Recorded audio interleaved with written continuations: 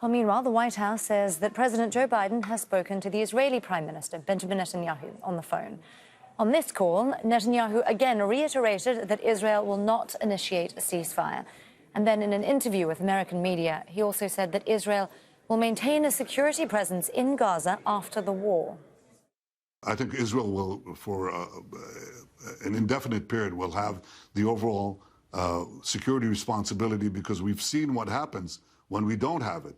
When we don't have that security responsibility, what we have is the eruption of Hamas terror on a scale that we couldn't imagine.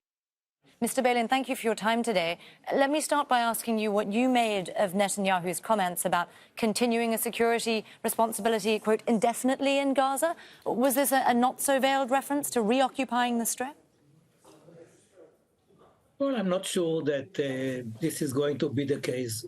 My hope is that Hamas will no more rule the Gaza Strip. Hamas was the main factor on the Palestinian side, which was against a two-state solution.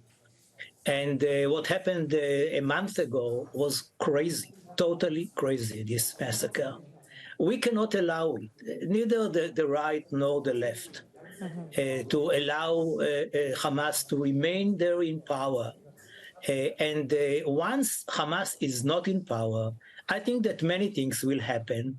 And to speak now about the Israeli military presence in Gaza once Hamas is not there is, I believe, much premature. I hope that eventually we will have a solution with the PLO, which is the legitimate representative of the Palestinian people, on the issue of the two-state solution based on the 67 borders with land swaps, and that Gaza will be a part, of course, of this state.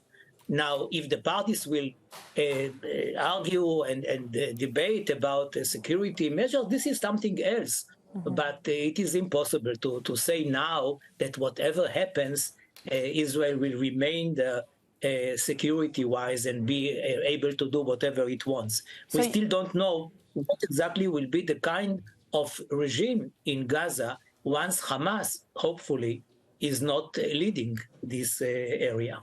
So you say these comments and speculation are premature. I know the National Security Council in Israel had said that it didn't actually have plans for the future before it engaged in the Gaza Strip. So let me ask you, what is the end game now? Is there a plan, or are we actually hearing these sorts of comments from Netanyahu because there isn't a plan? Well, you know, I'm not sure. I actually hope that this government of Netanyahu will not prevail politically after the war. So it will not be the one to call the shots. Hopefully it will be another government which will do its best to promote peace between Israelis and Palestinians. It will be, as I said, much easier if Hamas is not leading Gaza.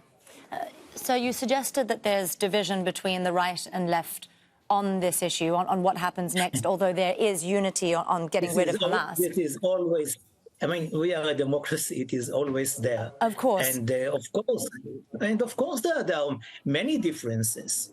But about the campaign now in Gaza, in order to prevent Hamas to continue and rule Gaza, here I believe that there is a very large consensus in the Israeli society and in Israeli politics. Well, let me ask you then about the next step, because we're talking a little bit about what might possibly come after, if you say that everyone is unified on getting rid of Hamas. I'm curious about where public opinion is on this, outside of politics. Do popular forces, do people in the streets, do they want Israeli forces in the Gaza Strip after this is over, or some kind of arrangement like in the occupied West Bank? I think that the Israelis, like the Palestinians, will, at the end of the day, support any signed agreement between the two parties.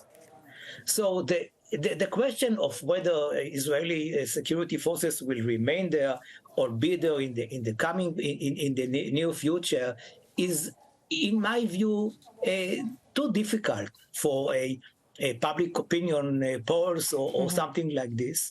And the main issue is whether they want peace with the other side. Right now, on both sides. You see the hatred and fears of revenge and all these things, which are more than natural. But once we sit together, it will be different, hopefully, and people will understand that peace is the only solution for both of us, Israelis and Palestinians. Well, speaking of peace and a solution, Mr. Beilin, you yourself were instrumental in getting the Oslo process going. From what you're hearing now in Israel, particularly in political circles, can I ask you where the conversation is in terms of any kind of a long-term political settlement? There's obviously been plenty of talk outside of Israel about a two-state solution. Is there a framework right now being discussed in various political factions there? It's back on the agenda, no doubt. For years. The issue was not on the agenda. And when people like myself talk to world leaders about peace in the Middle East, peace between us and the Palestinians, people, I mean, they would say to me, Yossi, it is a very good idea. This is the aim. We hope that it will happen. But it cannot happen, neither because of your government, which is rightist, nor because of the Palestinian situation, which is split between Fatah and Hamas. Now, the issue of the two-state solution is back on the agenda. You hear President Biden speaking about it in every speech that he delivers. And so I hope that out of this dark moment of the conflict, the lethal conflict, the violent conflict between the Palestinians in Gaza and Israel, there might grow something very different. And this is the need or the understanding on both sides that they don't have a better solution rather than peace.